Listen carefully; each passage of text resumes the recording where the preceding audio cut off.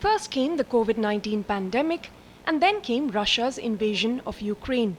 And for the 6.3 crore MSMEs operating in India, this has meant a flurry of problems that have either hit one after another or simultaneously and left a lasting scar.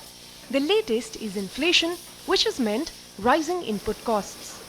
The world has gone through such tiring times. It was the pandemic to begin with, the food crisis, the war, lockdown in China. All these things have affected the MSMEs. And in India particularly, we are dependent for a lot of raw materials which come from China. And that is one of the reasons that the MSMEs were also affected. And the inflation caused their input costs to go higher, and which they're not able to pass on to the consumer. Their profit margins come down, and they're very, very badly hit.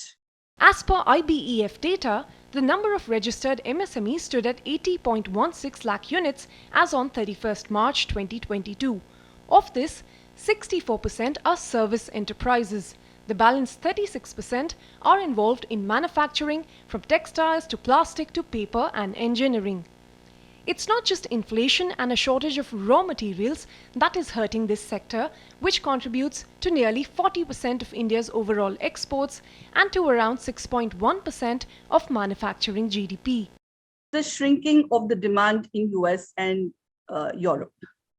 It's a very, very big factor that we need to take in today, because though the pandemic has not really affected our country as such, the pandemic has affected the consumers' buyer patterns.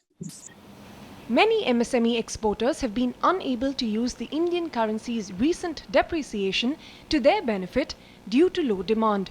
However, there is some hope that the demand situation will improve by July-August.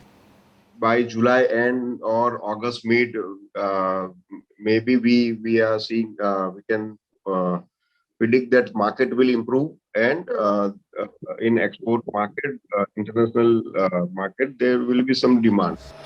But even this may not be enough to offset the capital crunch that MSMEs are facing.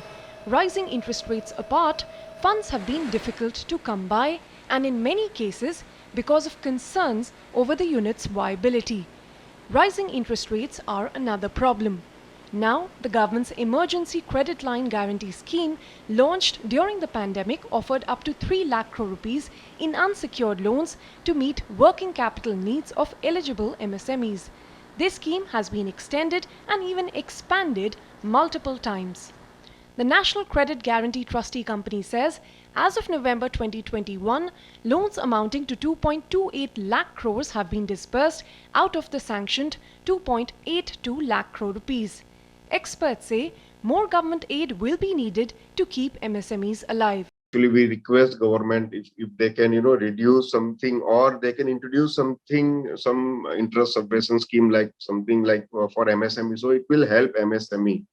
Currently, many MSME projects they put on hold, or they slow down their expansion due to this scenario.